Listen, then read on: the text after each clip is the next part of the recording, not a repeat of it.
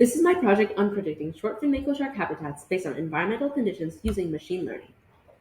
According to the IUCN, global ocean temperatures are expected to rise by 5 degrees Celsius by the end of the 21st century. Global warming, melting of polar ice, and the slowing of ocean currents all puts marine life at risk. One way to monitor ocean health is by studying sharks. As apex predators, they protect the balance of marine ecosystems and are vital to protecting coral reefs and seagrass beds. Unfortunately, around a quarter of all shark species are either threatened or endangered due to overfishing, bycatch from fisheries, and ship strikes. In order to pass policies to protect sharks, it's important to study shark habitats, population, migration, and nursery sites. This is difficult because sharks are highly migratory species, meaning that they travel long distances in order to regulate their body temperature, to find food, and to mate. My question is, how does environmental change affect shark habitats? My goal was to use machine learning and environmental data to predict mako shark habitats and be able to predict shifts in habitat suitability to help people understand the impacts that climate change have on marine life. My hypothesis is that if given environmental conditions, a trained machine learning model will be able to predict short-fin mako shark habitat suitability with an accuracy of 80% or higher.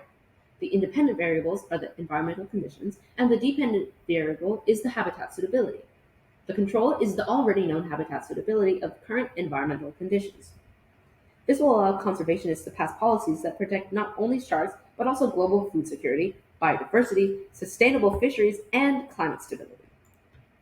To do this, I employed two methods. First, I obtained shark migration satellite data and determined the location of shark habitats using move persistence and k-means clustering. Then, I obtained environmental data on the habitats and trained the machine learning models. After training, I generated synthetic environmental data and made new predictions. I obtained short-fin mako shark satellite telemetry data from the Guy Harvey Research Institution. It had 26 sharks and over 25,000 transmissions, each indicating the time and location. Then, to determine the locations of habitats, I used the programming language R and move persistence modeling, a model of animal behavior that analyzes speed and direction. High move persistence means that it's transitory behavior, and it's a non-habitat. Low move persistence shows that the shark is either resting or feeding, showing that it is a habitat. In method 2, I used the language Python and the algorithm k-means clustering to group the transmissions into 15 different clusters. Then, they were ranked by the duration of the shark's stay. Clusters with the highest stay time were habitats, and those with the lowest stay times were non-habitats. For each location, I then made API calls to the NOAA's database to gather environmental data on sea surface temperature, salinity, chlorophyll elevation, and distance to nearest coast. Then, I generated synthetic environmental data to use on the trained machine learning models. In order to train the models in method 1, I imputed missing environmental data. This left me with 8,000 points that were then split into testing and training data used to train the random forest models. In method 2, I had 18,000 points left after dropping missing environmental data. This was split into test and training to train the random forest and decision tree models. In method 1, I had an accuracy of 80% when using move persistence modeling and random forest. And in method 2, I had an accuracy of 97% with clustering and decision trees, and an accuracy of 98% with clustering and random forest. The two most important features were temperature and elevation.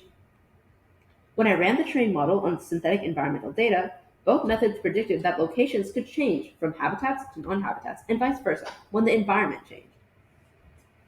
While both models had scored above 80% accuracy, method 2 had very high accuracies of 97 and 98%. Both models also indicated the importance of temperature and elevation in determining shark habitats. I was limited to public data of only 26 sharks, and certain environmental data was not available. In the future, it's important to do other species-specific studies that take into account seasonal migration. Machine learning is able to accurately predict short-fin mako shark habitats given environmental data. It also predicts how climate change can impact shark habitats. Studying shark migration is vital to protecting marine ecosystems, global food security, and biodiversity. Conservationists can use this type of data to pass policies to protect sharks and their